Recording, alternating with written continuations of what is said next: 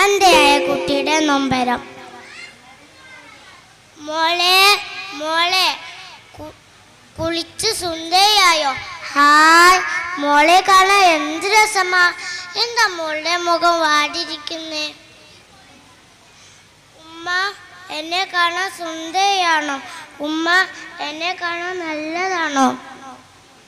പിന്നെ മോളെ കാണാൻ സുന്ദരിയാ. ഓ, ഒരു സുന്ദരി.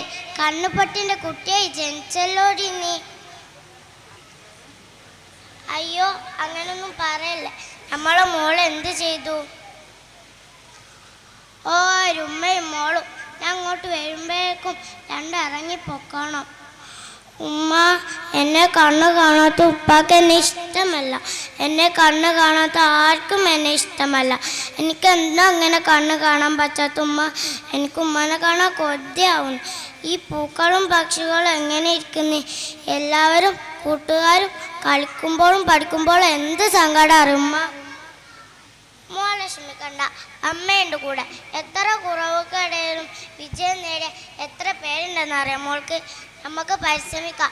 ഒരു ദിവസം മോളെ ഓർത്ത് ഉപ്പ അഭിമാനിക്കുന്ന ഒരു ദിവസം വരും. ഉമ്മ അങ്ങനെ വേണം, അത് വേണം. എനിക്കിങ്ങനെ ജീവിക്കണ്ട. എനിക്ക് എല്ലാവരെ പോലെ ജീവിച്ചാൽ മതി. ഒരു ദിവസം ഉപ്പ എൻ്റെ സ്നേഹത്തോടെ മോളെ നിൽക്കും. കൂട്ടുകാരെ, എത്ര കഴിവ് നൽകാൻ ദൈവം നമ്മെ സൃഷ്ടിച്ചിട്ടുള്ളത് അത് തിരിച്ചറിയുക, വിനിയോഗിക്കുക. നിറമുള്ള സ്വപ്നം കാണുക.